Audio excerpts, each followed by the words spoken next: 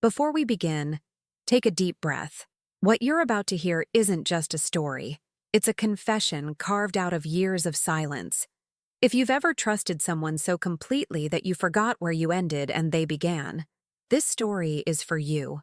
It's about betrayal, truth, and the strange beauty that comes after everything breaks. Subscribe now, stay close, and let this voice guide you through the kind of pain that teaches you who you really are. Because sometimes the only way to heal is to finally tell the story. The smell of vanilla and sugar still makes my hands tremble. That afternoon, the kitchen light felt different, colder, heavier, as if the walls themselves were holding their breath. The cake sat on the counter, perfectly frosted, its surface smooth like a lie practiced too many times.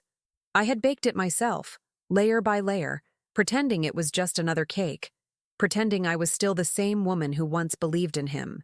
But inside, beneath the soft frosting and the sweet illusion, was the letter. My letter. Every word cut from months of silence, every sentence soaked in a truth I had carried alone for too long. It was the day of her daughter's birthday party. Not mine, not ours. Hers. The woman who unknowingly built a life beside my husband while I was home counting the years we'd already lost. I remember looking at the pink ribbons, the little paper crowns, and thinking how innocent everything looked from the outside.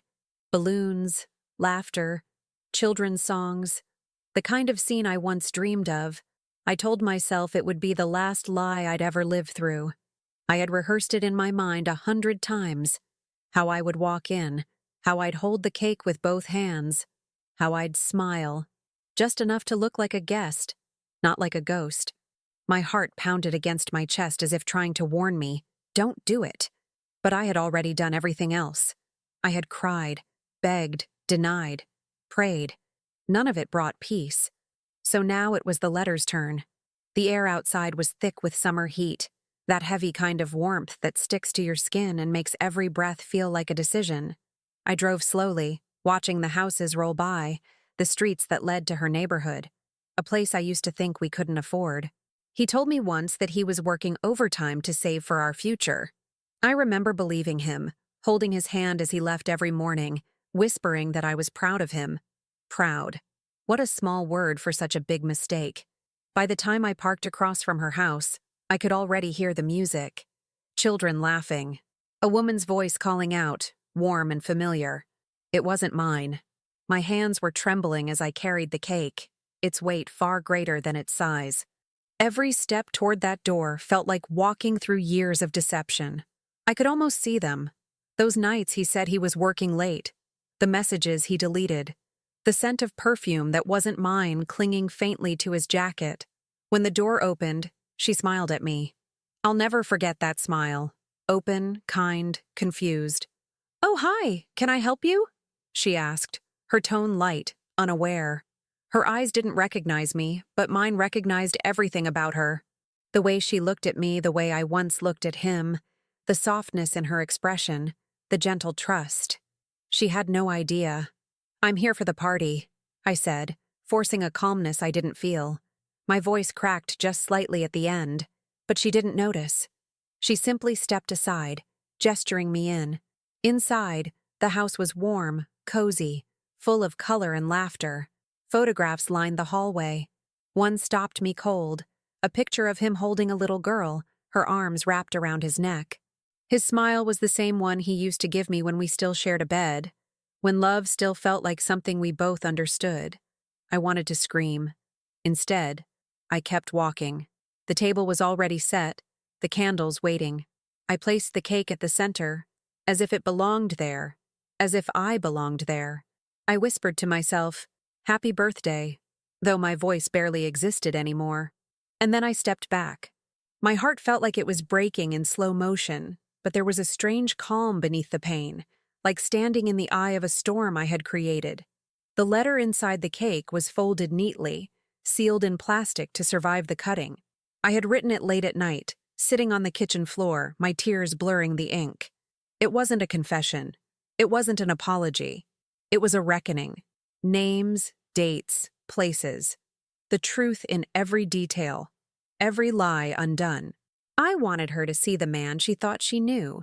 I wanted her to know she wasn't alone in being deceived. I watched the children run around, the decorations fluttering gently in the air conditioning. Somewhere in that house, he was there too. I could feel it. My pulse matched the rhythm of the music, my mind counting down the seconds. Soon someone would cut the cake. Soon the laughter would freeze. Soon the truth would spill out like frosting and ruin everything it touched. I stood there motionless, in the middle of a stranger's happiness, carrying the weight of two lives built on lies. And for the first time, I didn't feel like the victim anymore. I felt like the storm. The year was 2009 when I first pressed my back against the cool tile of our tiny kitchen in Newark and told myself that love was the feeling of choosing the same person again, even when exhaustion made your bones feel older than you were. We were still paying off the deposit for that one bedroom with the stubborn radiator that coughed in February like a smoker. He called it character, and I called it a reminder that dreams in the Northeast came with a draft. The first winter we ate standing up most nights, warming our hands around chipped mugs of soup, laughing about the future we were building. In those days, love was an address written together on utility bills, a second-hand couch dragged up 3 flights, a dent in the wall we swore to fix before the landlord noticed. I used to fall asleep to the sound of his breath and believe that happiness was a simple room where 2 people knew each other's footsteps in the dark. By 2012, I had added the weight of 2 jobs to my shoulders and a permanent ache to my lower back. I worked mornings at a clinic on Broad Street, afternoons at a deli near Ferry Street, collecting small kindnesses and small humiliations in equal measure. He started taking on overtime, or that is what he said. Construction shifts that stretched past midnight. Emergency pours in Jersey City. A supervisor who was never satisfied. Sometimes he came home with concrete dust on his knuckles that made my palms sting when I washed them under the faucet. I told myself that the sting was proof of our sacrifice. We were building something. We had to be. When he kissed my forehead and said, "Almost there," I believed him because I wanted to live inside that sentence. There were little rituals that became the calendar of our marriage. Sunday mornings at Branch Brook Park in April when the cherry blossoms made the sky look as if it had been dusted with sugar. Tuesday laundry nights where my coins clinked in the machine and his shirt sleeves rolled up like he was a man in a magazine who knew how to fix things. Thursdays when his mother called from Belleville and he paced in the hallway, voice lowered, sentences cut short by a sigh or a long silence. He said she needed him. He said she was lonely. He said family is not a favor, it is a duty. I said I understood and I meant it. I packed food for him to take when he visited her. I wrote notes on napkins, little drawings of hearts that looked childish and honest. I told myself I loved the man who loved his mother. We talked about children as if they were on a bus that kept missing our stop. In 2014, I held a test in my hand and watched the faintest shadow of a line, and then watched it disappear, like a secret that changed its mind. He kissed my hair and said it will happen, and I pressed my face into his chest and pretended I could hear a heartbeat other than my own. We were fine, we said. We were more than fine. We had time. We had each other. Except time is not a savings account, and each other can become a phrase that hides more than it reveals. I threw myself into small joys, recipes I found on a blog, long walks down Bloomfield Avenue where shop windows showed me other lives. He threw himself into work, always work. The word overtime shifted from occasional to constant, like a weather report that forgot how to say clear skies. In 2016, something in the tone of his voice changed. It was subtle then and feels glaring now when I replay it. He began answering simple questions with complicated answers. When will you be back became a story about a coworker who borrowed a truck, a tool that broke, a delivery that was delayed because of a storm even when the sky had been an empty blue all day. He still looked at me with that familiar softness, but it was like light through frosted glass, the shape present and the edges blurred. He started keeping his phone face down on the table. I told myself it was nothing, because telling myself that was the cheapest anesthetic I knew. When a woman loves a man, she trains her mind to step over small cracks as if they are harmless lines in old hardwood. I became good at stepping. I remember a night in February 2017 when ice crusted the curb and the street lights painted everything the color of tin. He called at 8 and said he was still at the site. They were pouring before a cold snap. Could I heat up whatever was left in the fridge? I said yes and waited. At midnight, I wrapped a plate for him. At 2, I fell asleep in a chair. At 4, my neck ached and my heart felt like a damp match, stubborn to light. He slipped in at 5 with the quiet of someone who had practiced the exact amount of noise that says nothing. I looked at him and wanted to ask the question that sat like a stone in my throat. Instead, I said, "You are freezing," and he said, "Give me 5 minutes and a shower," and I watched steam swallow him whole. He smelled faintly of a cologne we did not buy. I told myself a coworker must have sprayed it. I told myself 100 little mercies because the truth felt like a country I could not afford to visit. Money became the language we spoke when we did not want to talk about other things. In 2018, a mechanic said my car needed more than a prayer and 4 new tires. We used the credit card we only touched when the refrigerator hummed wrong or a window cracked. He said next year would be better. A promotion was coming. His boss had noticed him. I asked if that meant fewer late nights. He laughed and kissed me and said, "This is the price of getting ahead." I tried to imagine ahead. I imagined a 2-bedroom in Kearney with sunlight in the mornings and a small plant that did not die. I took extra shifts at the clinic and smiled at patients who were older and braver than me. I told myself I was doing it for us, that this was the apprenticeship of a long marriage.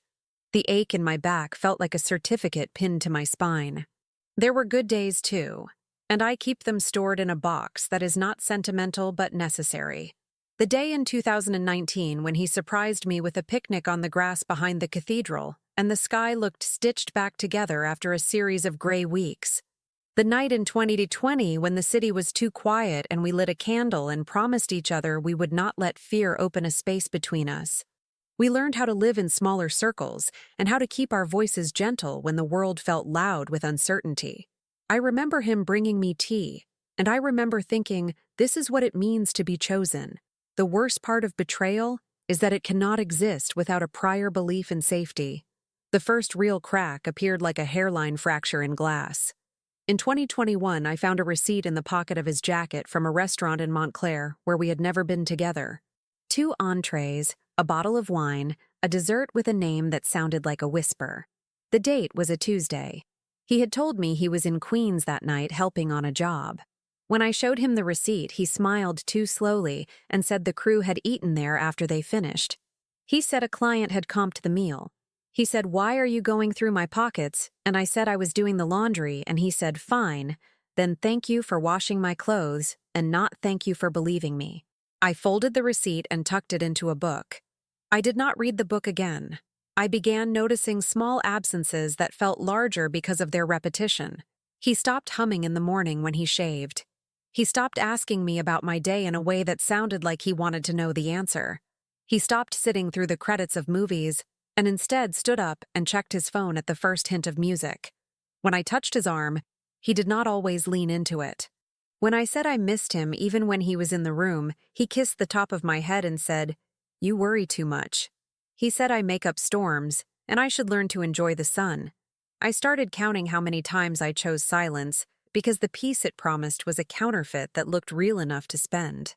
Family gatherings became mine to attend alone.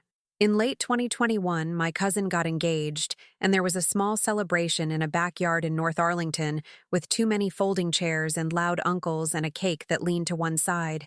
He said he could not come because his supervisor had scheduled a last-minute Saturday run. I said they always schedule last-minute runs, and he said that is construction, and I said this is family, and he said so is paying rent. I smiled for pictures with people who asked where he was, and I repeated his answer in a voice that sounded like a recording in a museum. At night, I lay on our bed and stared at the ceiling and imagined a life where I asked the questions the way I wanted to, without apologizing for them. A thing I have never admitted out loud until now is that there were moments when I could feel the outline of another life pressed against ours, like a shadow in a photograph that does not belong to you. It came as a slip in his stories. It came as a faint scent of fabric softener that was not ours. It came as a new brand of gum he suddenly liked. It came as a way he said a name at work, then erased it with a joke. I kept telling myself I did not have proof. I clung to the idea of proof like a child clings to a nightlight, believing that if I could categorize the darkness, I could control it.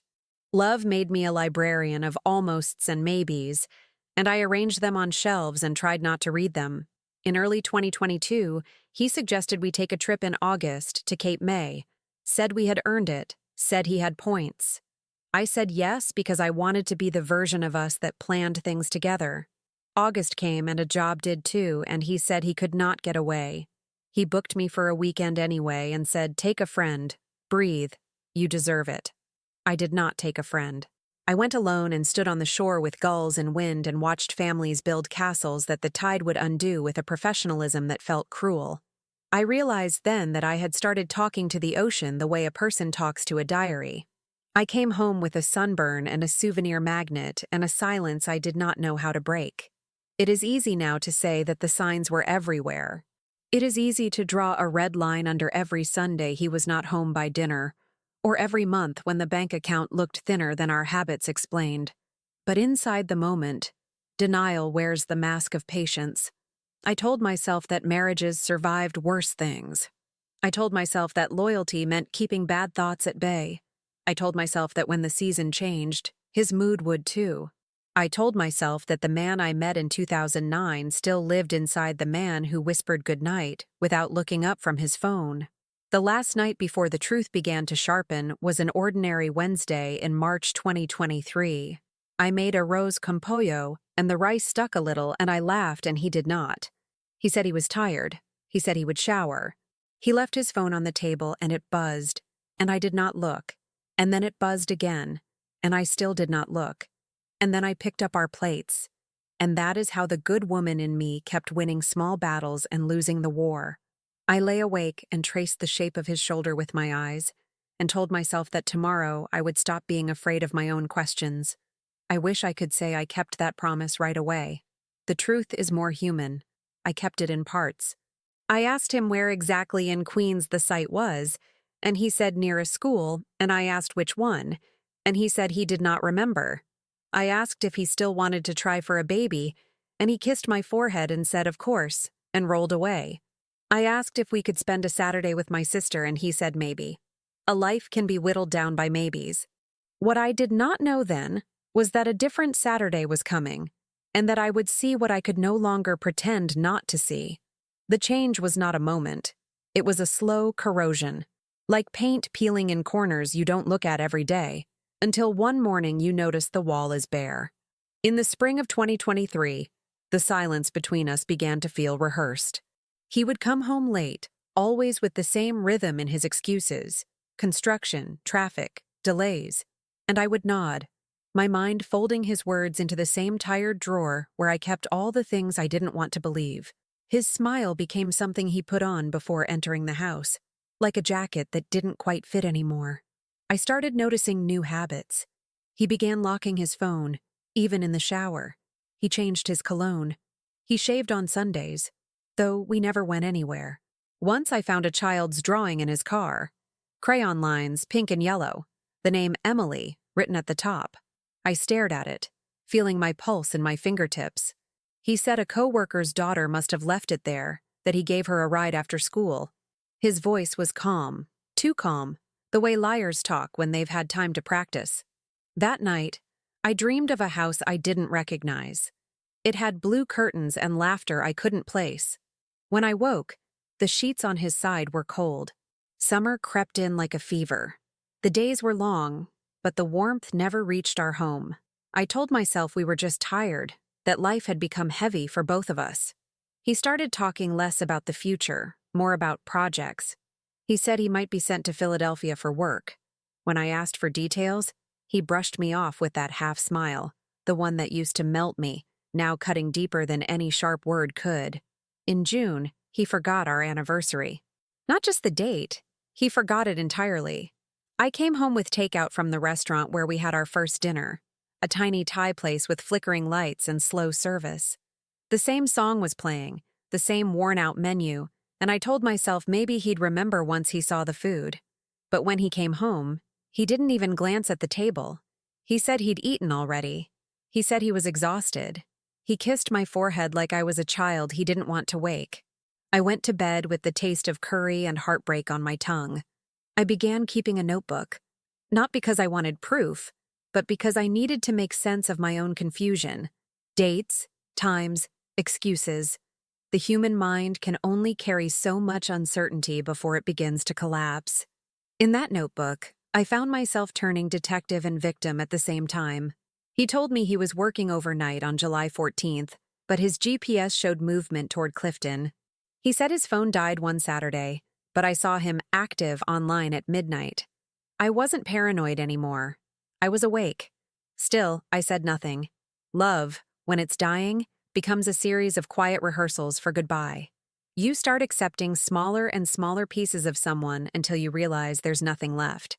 The next sign came from a voice I didn't expect. It was August, hot enough that the air felt like it was melting. I was at the clinic when a woman called asking for a Mr. Alvarez.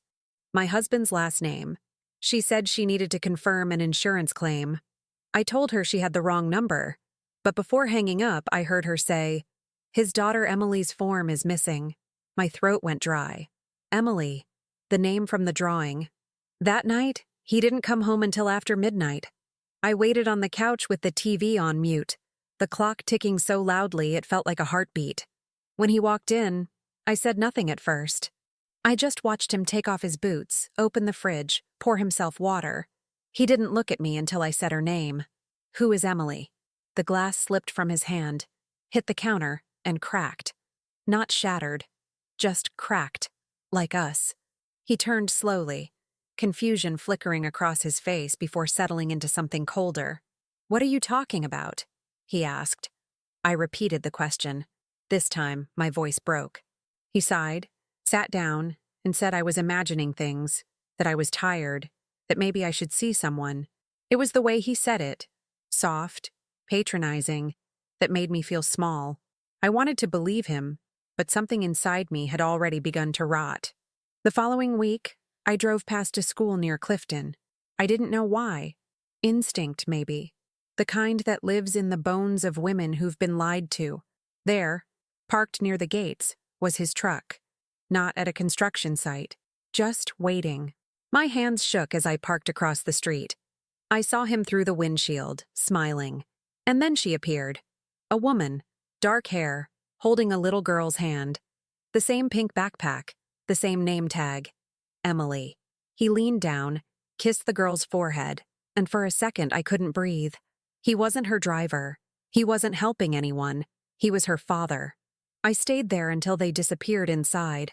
My pulse pounded so hard it blurred my vision. The sound of children laughing outside the schoolyard cut through the air like a cruel reminder that innocence still existed. Just not mine. That night, I didn't sleep. I sat in the dark, replaying every moment, every lie, every "I love you" that now felt rehearsed. The walls of our home seemed to whisper, mocking me. He came home late again, smelling of smoke and citrus shampoo that wasn't mine. He looked at me and asked why the lights were off. I said I was just tired. And I was. Tired of pretending not to see. The next morning, I opened my notebook and wrote one word in all caps. Proof. The morning I found the truth, the sky was the color of aluminum, heavy and still. There are days that arrive with a different kind of silence, the kind that feels rehearsed, like the world knows what's coming before you do. That day was one of them. I woke up alone, again, and the side of the bed where he usually slept was perfectly made. That detail, the precision of the sheets, the absence of wrinkles, told me more than any message ever could. He hadn't slept there at all. I remember standing in the kitchen, the smell of burnt toast thick in the air, scrolling through my phone with trembling fingers.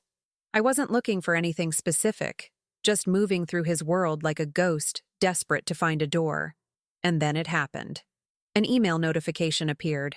An automatic confirmation from a photography studio in Clifton. I opened it without thinking. "Thank you for your booking, Mr. Alvarez. Your family portrait session is confirmed for Saturday, 3 p.m. Family, portrait, session."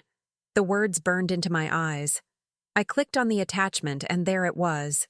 A photo. The kind of image that breaks you slowly, one detail at a time.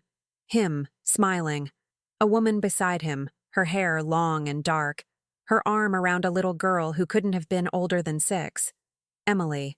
The girl's front teeth still growing in, her smile unguarded, her innocence blinding.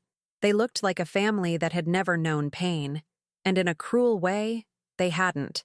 Because I had been the one carrying it for them. My knees gave out. The phone slipped from my hand and hit the tile with a sound that echoed through the entire house.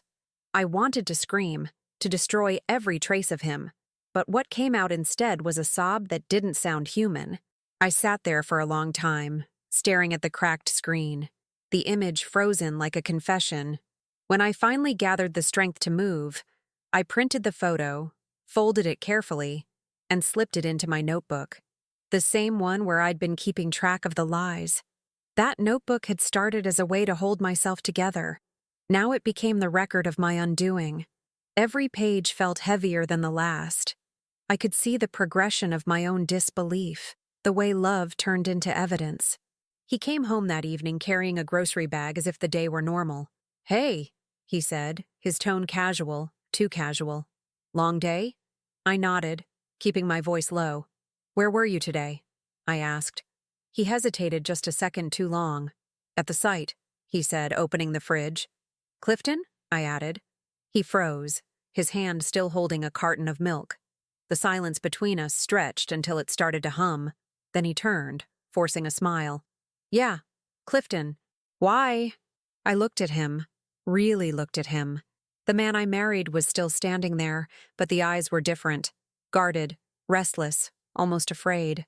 "Nothing," I said softly. "Just wondering." He kissed my forehead before heading to the shower, and I stood there, frozen, watching the spot where he had been. I could still smell her perfume on his shirt. Light, floral, unfamiliar. I didn't need to ask again. The truth had already answered.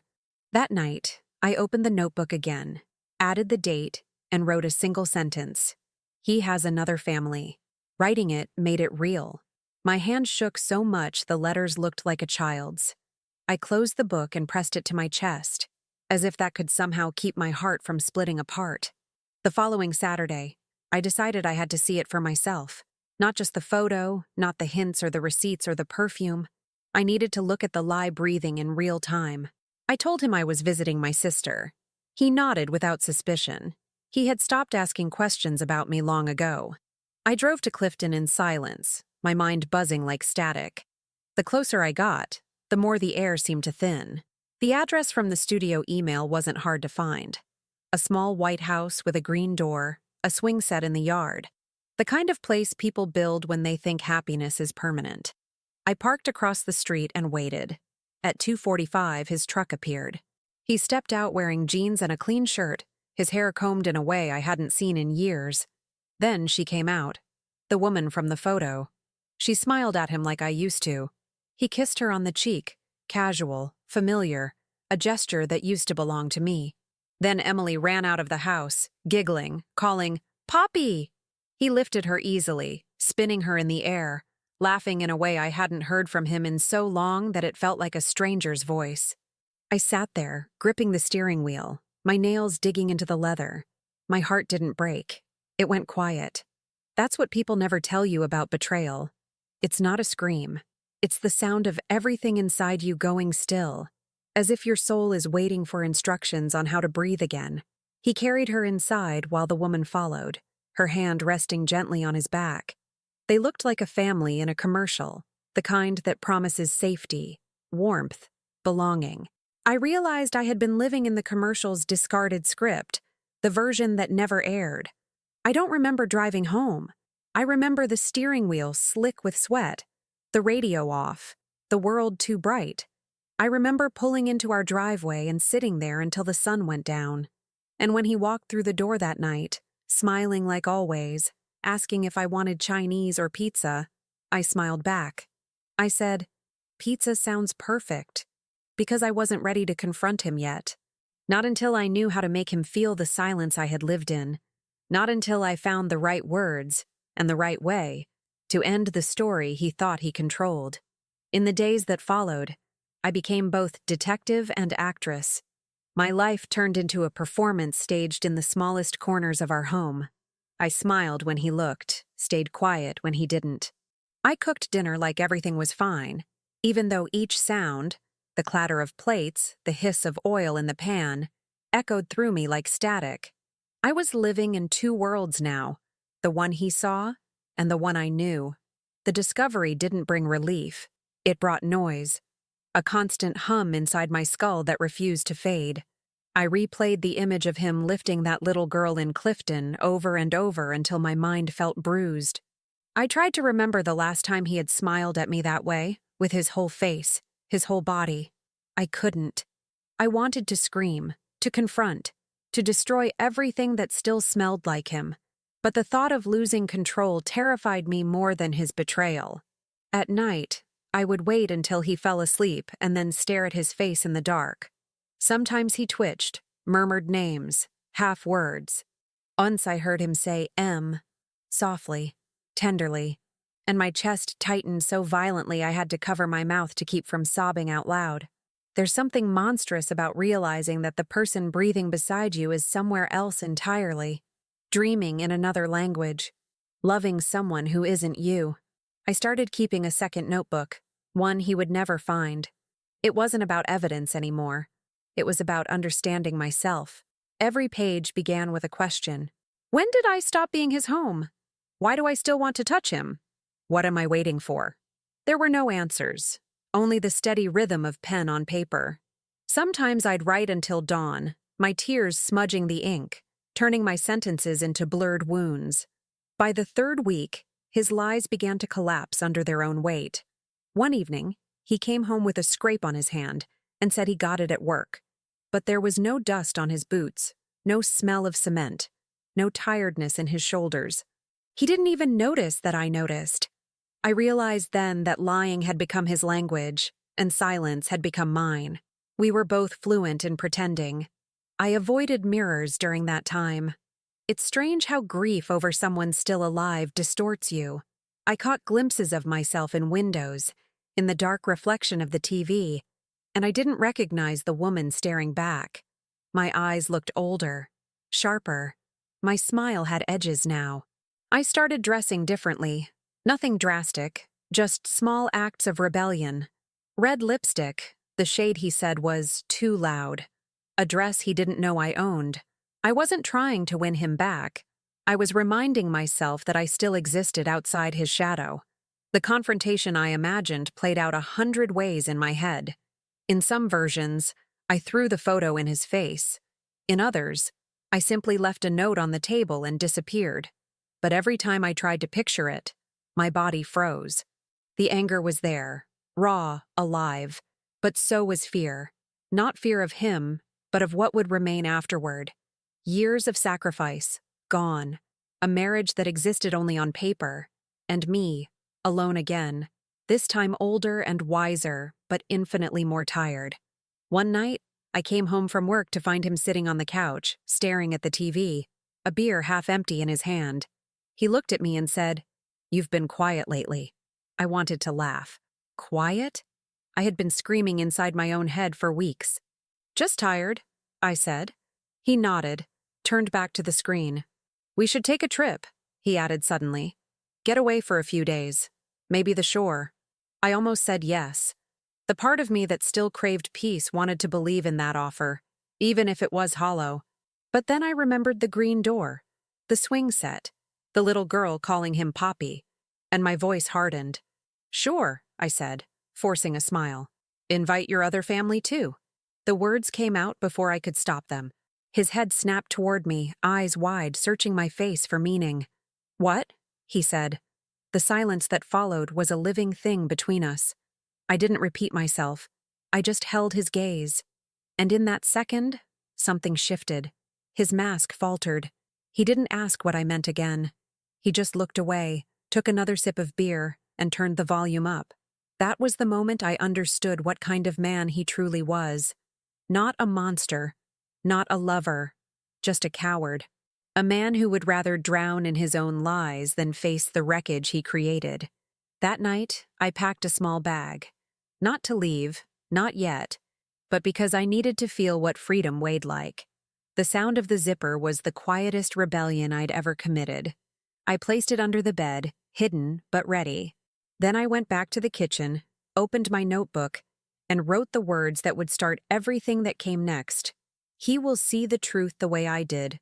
Slowly, painfully, when he least expects it. From that night on, I became patient, precise. I watched his routine, memorized it. His mornings, his phone habits, his Friday calls. Every detail was a thread I would one day pull. I knew I couldn't simply leave. That would make me another ghost in his long story of replacements. No, I wanted him to look into the mirror of his own deceit and see himself for what he was. That's when the idea came. The cake, the letter, the party. The decision came to me in fragments. A voice whispering through the cracks of exhaustion, a pulse that refused to fade. I knew that watching from a distance wasn't enough anymore. I had seen his other life, the house, the woman, the child, but I hadn't seen him inside it. I hadn't seen how he moved, how he spoke when he believed he was safe. I needed to know if he was capable of loving her the way he used to love me, or if love, for him, was just a series of rooms he walked through, leaving pieces of himself behind like forgotten coats. It was a Thursday when I drove to Clifton again. The sky hung low and gray, pressing against the world like a secret about to spill. I parked farther away this time, on a quiet street lined with old trees that looked like they were keeping watch. The house was the same, white, neat, too perfect. There was a child's bicycle leaning against the fence, pink ribbons on the handles fluttering in the wind. I stared at it until my vision blurred. He arrived at 6:40. I remember because I checked the clock 3 times, my heart sinking with every tick. He got out of his truck carrying a paper bag. Groceries, maybe. The kind you bring home when you've promised someone dinner. He walked with ease, with a rhythm I didn't recognize anymore. The woman opened the door before he could knock. She kissed him, quick, familiar, the kind of kiss that belongs to people who believe they have nothing to hide. I stayed inside my car, hidden behind the reflection of my own face in the glass. Watching them was like staring at a photograph that wouldn't stop moving. He took off his shoes at the door. He never did that with me. He crouched to greet the little girl who came running toward him, her voice high and soft. He lifted her, spun her in circles, and she laughed the way only children can, without fear, without memory. And for one awful second, I hated that sound. The woman called something from inside, and they all disappeared through the doorway. The house swallowed them whole. Lights flickered on, shadows moved across curtains, and I sat there, gripping the steering wheel so tightly that the skin on my palms burned. My chest ached not just from betrayal, but from the unbearable proof that he had found peace somewhere else. I wasn't his home anymore. I was the unfinished sentence he'd walked away from. After half an hour, I got out of the car. The world was too quiet. I crossed the street, every step heavy with the weight of years I couldn't get back. I didn't have a plan, just an instinct, to see up close what my imagination had already painted 100 times. The front yard smelled like fresh grass and rain. Through the living room window, I saw them at the table, plates set, candles lit. The woman laughed at something he said, covering her mouth the same way I used to. It was unbearable how ordinary it all looked. Then I noticed something on the wall behind them. A framed picture. Him, the woman, the child, taken at the same studio from the email. The smile on his face was real. I could tell. There was no trace of guilt, no flicker of hesitation. He belonged there. A car passed slowly behind me, its headlights sweeping across my body, and I realized how exposed I was. I took a step back, stumbled slightly, and pressed my hand against the nearest tree to steady myself. The bark was rough, grounding. I wanted to run, but my legs refused to obey. I stood there, shaking, a ghost at the edge of someone else's life. Inside, he leaned toward the little girl, whispering something that made her giggle. The woman reached out and touched his hand. I don't know why, but that small gesture broke me more than the kiss had. Because it wasn't passion, it was tenderness. The kind that's built slowly, the kind I thought we had. I backed away, walking toward my car like a sleepwalker. I didn't look back, not once. I drove until the houses blurred into lights and the road became an endless gray ribbon. My mind was silent, emptied of language. Only one thought pulsed through me, steady and clear. He doesn't get to keep both lives. That night I poured everything I'd seen into my notebook. The handwriting was jagged, feverish, but the words felt alive. Each sentence was a vein of truth finally exposed to air. I wrote about the smell of her perfume, the warmth of the lights, the laughter through glass. I wrote about how he looked, calm, content, unburdened. I wrote until my hand cramped, until my eyes burned, until the page turned soft under the weight of tears. When I finished, I didn't feel relief. I felt purpose. It wasn't revenge I wanted. It was justice. Quiet, deliberate justice. The kind that doesn't scream or throw things. The kind that slips a truth so sharp and undeniable into someone's world that it splits everything open from the inside. That's when I began writing the letter. I started it like a confession, but it became something else. A record of years erased, of promises buried under lies. I listed everything he had hidden. The dates, the names, the overlaps. I didn't use anger as ink. I used precision. I wanted every word to hit where love used to live. The letter ended with one sentence. You can build a second home, but you can't erase the foundation of the first. I folded it, sealed it, and placed it in an envelope. My hands were steady for the first time in months. I didn't know yet how I would deliver it, but I knew the moment would come. And when it did, it would arrive with candles, laughter, and the sweetness of icing. The letter sat on my kitchen table for 3 days, untouched, sealed like a living thing that breathed its own quiet fury. I would walk past it every morning before work, brush my fingertips over its surface, and feel the weight of what it contained. The truth has a pulse when you've kept it buried too long. You start to hear it, faint at first, then louder, until it becomes impossible to ignore. By then, I had stopped sleeping properly. My body existed between exhaustion and adrenaline, my heart caught in a loop of everything I'd seen in that house. I went through my days mechanically, serving patients, filling out forms, smiling when necessary, but my mind was elsewhere, rehearsing. What I'd say, what I wouldn't. What silence could do that words never could. The world outside didn't stop for my grief. The city kept moving. Cars, sirens, people shouting at street corners. Life carried on as if mine hadn't split into 2 versions. The one before Clifton and the one after. I'd look at couples walking hand in hand and wonder how many of them were like us, one heart pretending not to see the other breaking. I started baking again. At first, it was just something to quiet my hands. Banana bread, cookies, little things to pass the hours. But on the 4th night, I opened the cupboard and saw the round pans we'd bought years ago for his birthday cake. The sight of them made something click inside me. A slow, terrifying calm that felt like stepping into cold water. That's when the idea arrived, whole and undeniable. The cake, the letter, a celebration turned confession. It wasn't about vengeance. Not really. It was about equilibrium, about giving back to him the confusion he'd planted in me. I didn't want to shout or cry or throw plates.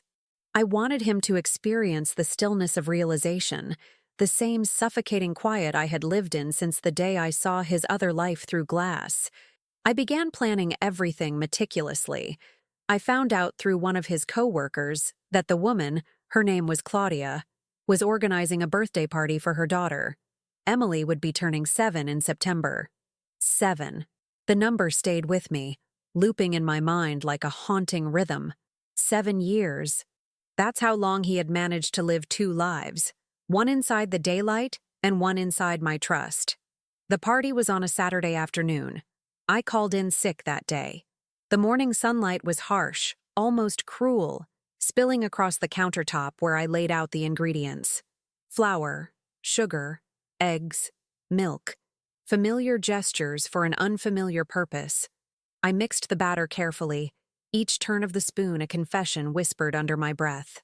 I remembered every year I'd baked a cake for him, how he used to dip his finger in the frosting and grin. I had loved that grin. Now it felt like a wound. When the cake was cooling, I folded the letter one last time and slid it into a small plastic sleeve. I had written a second page overnight.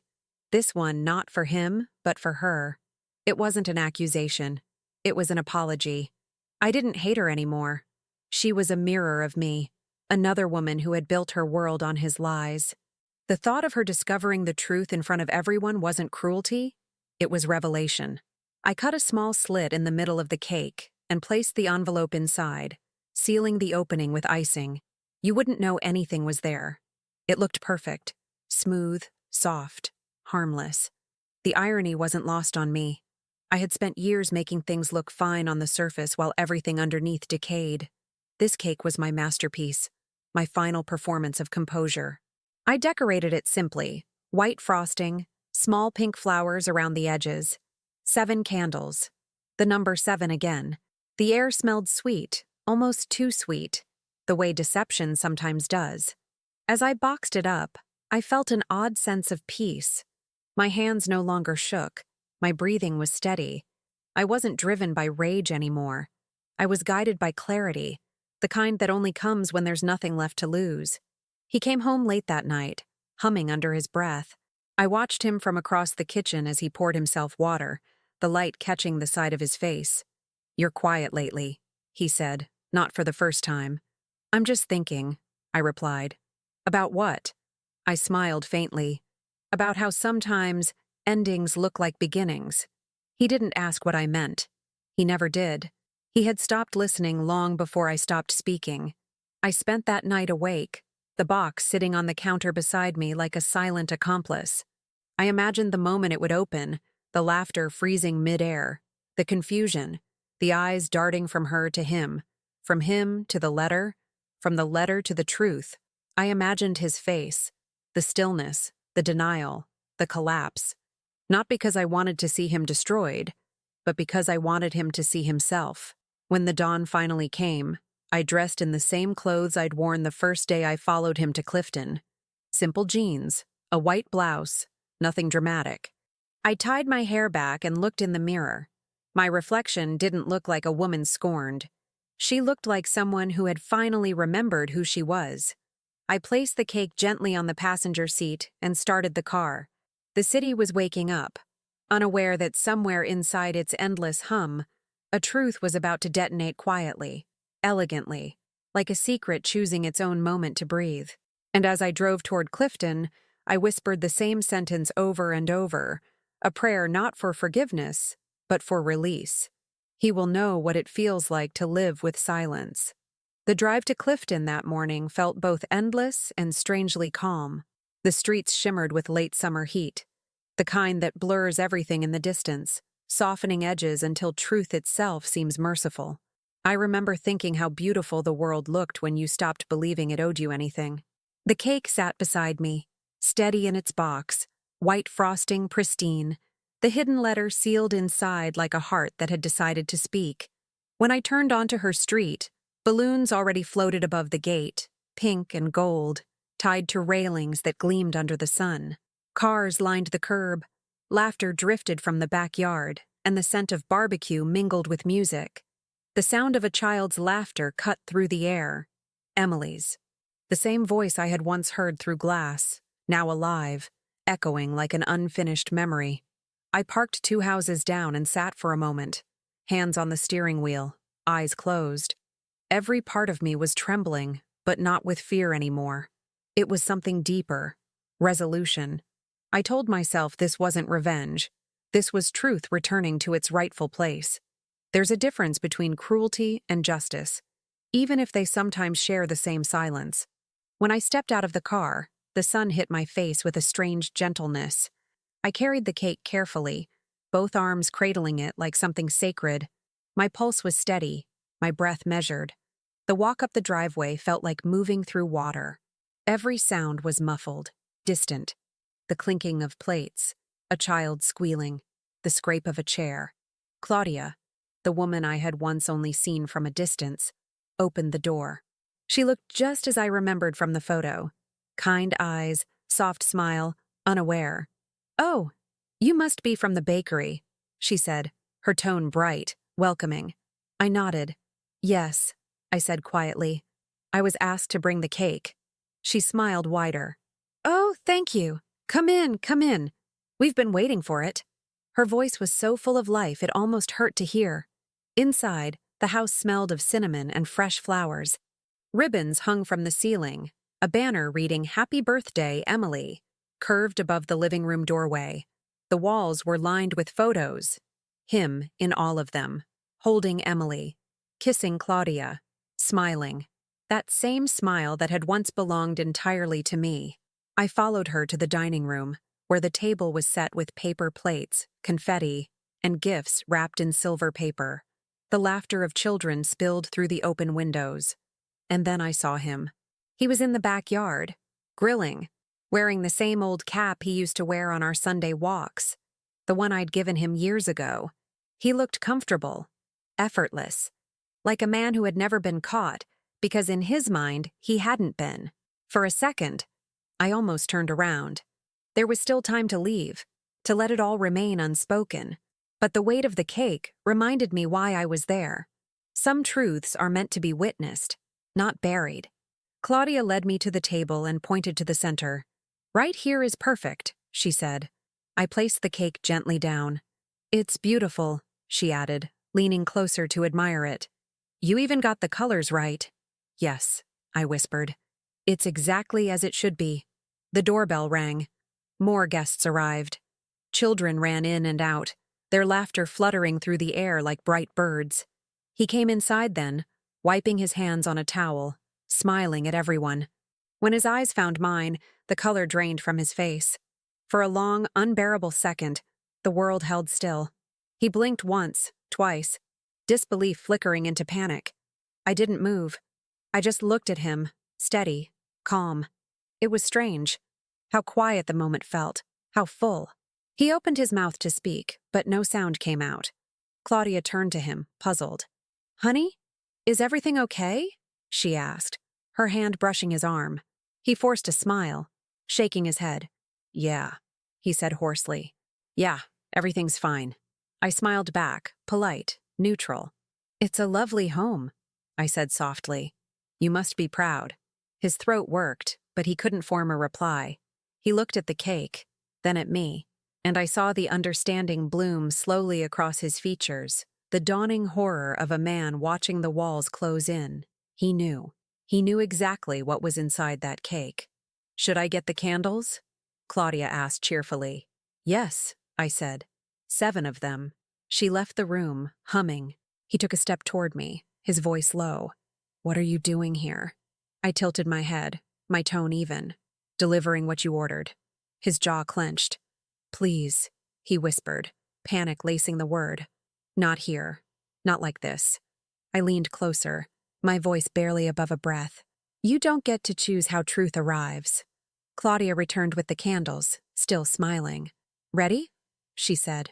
The little girl ran in, cheeks flushed, eyes wide. Is it time for cake?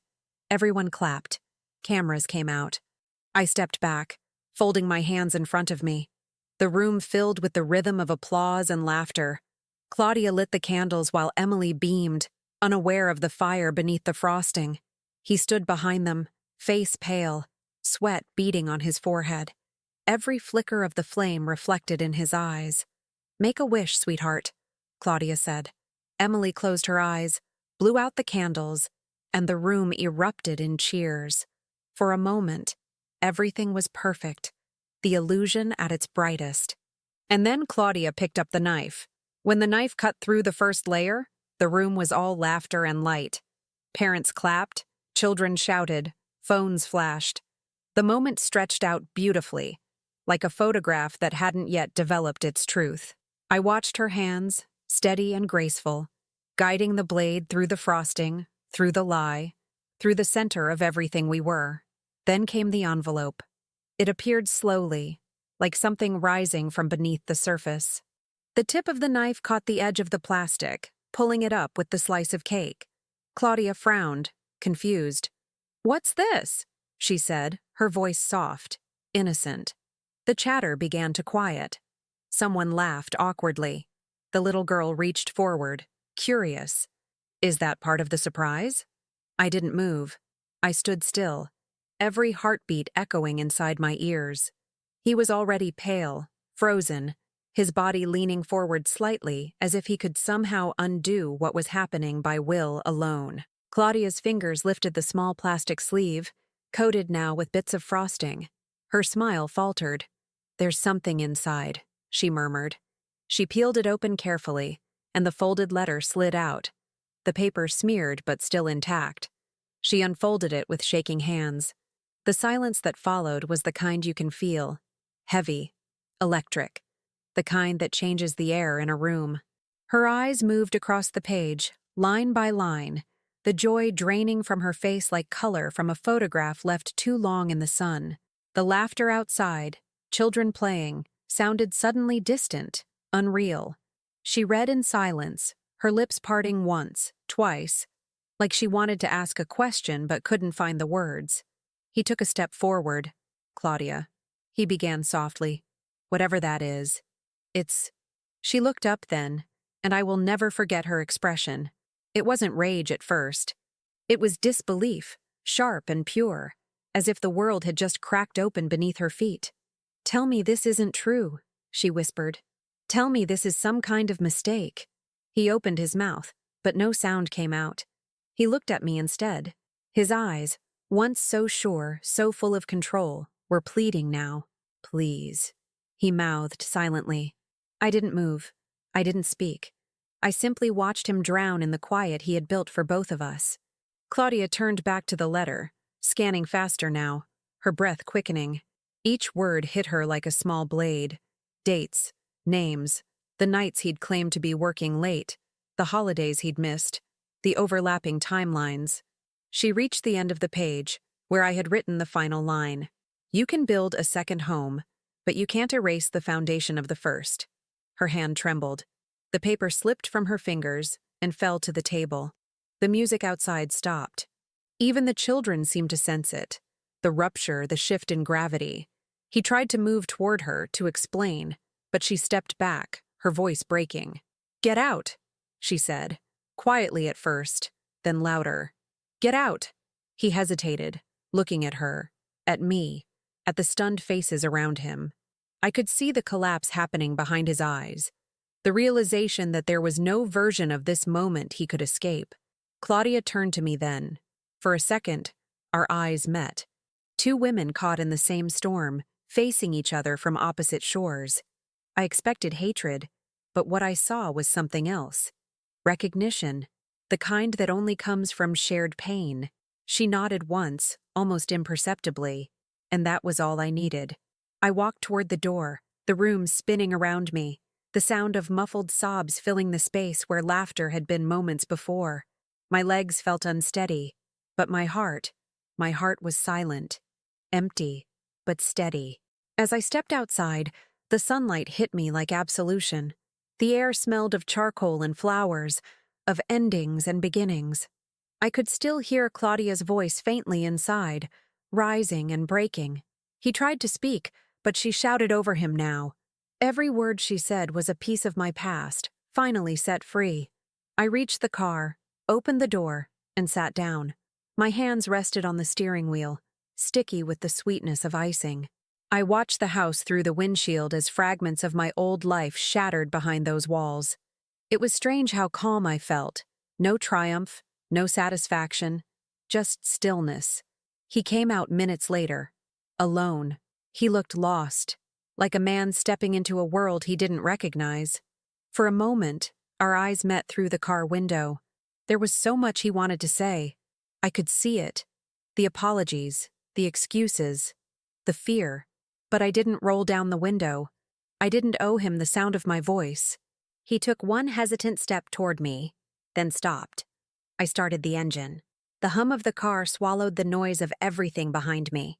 I drove away slowly, not fast, because I wanted to feel it, to mark the moment when the past finally stopped following me. The streets looked the same, but they didn't feel the same. The world had tilted, slightly, irreversibly. I passed children riding bikes, couples walking dogs, a man selling flowers on the corner. Life was still happening, beautifully indifferent. At a red light, I caught my reflection in the rearview mirror. My eyes looked older, yes, but there was something new there too. Not joy, not relief, just truth, the raw kind, the kind that doesn't need witnesses. When I got home, I placed the empty cake box on the counter.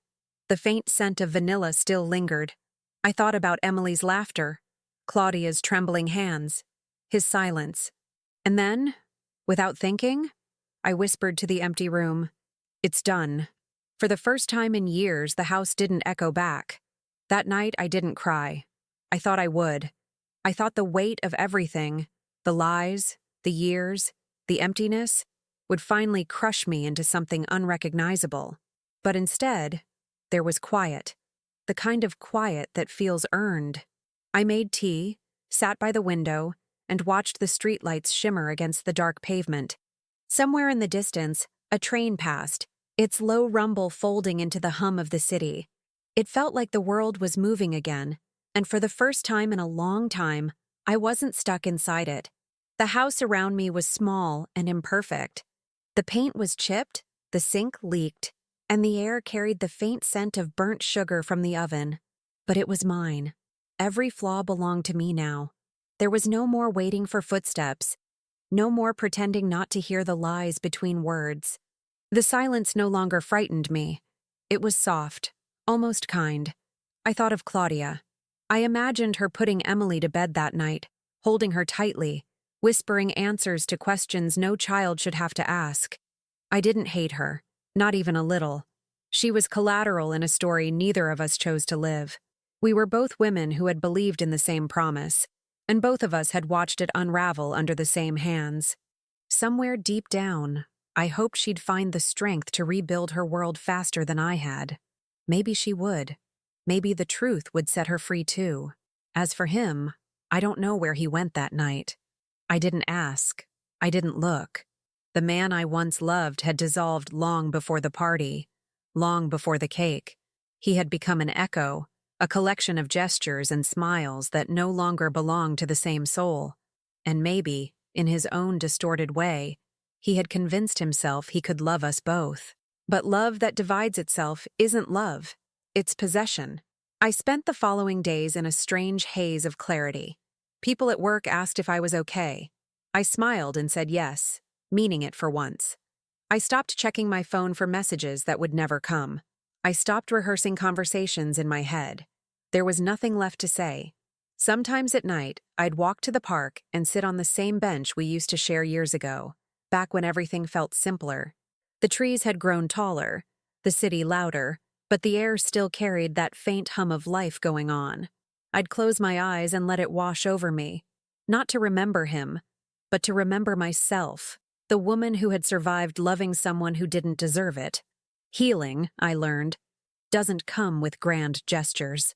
It comes quietly, in the mornings when you wake up and realize you no longer reach for the ghost beside you, in the afternoons when the smell of coffee doesn't make you ache, in the nights when you can finally look at your reflection and not see the wreckage, but the rebuilding.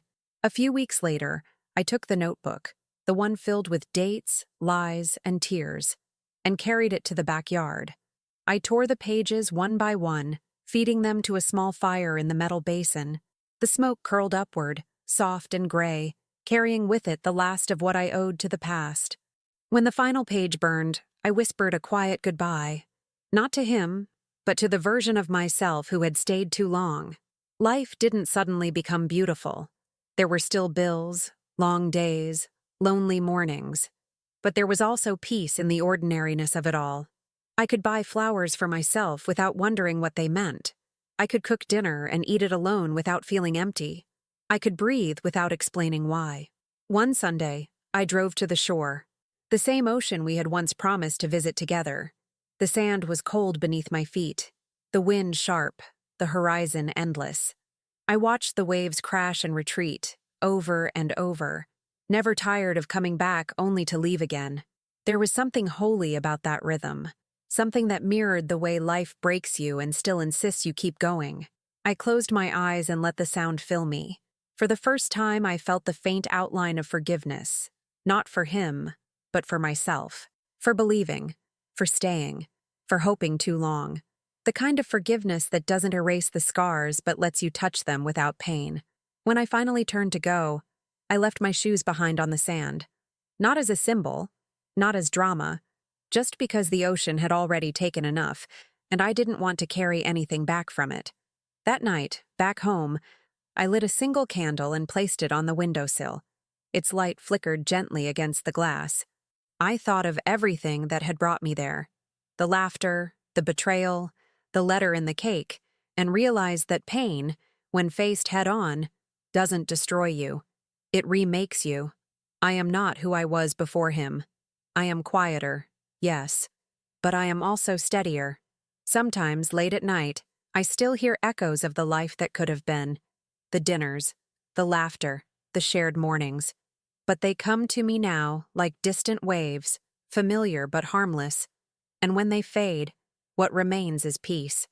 The kind that doesn't need closure, the kind that simply exists. And that, I've learned, is its own kind of love.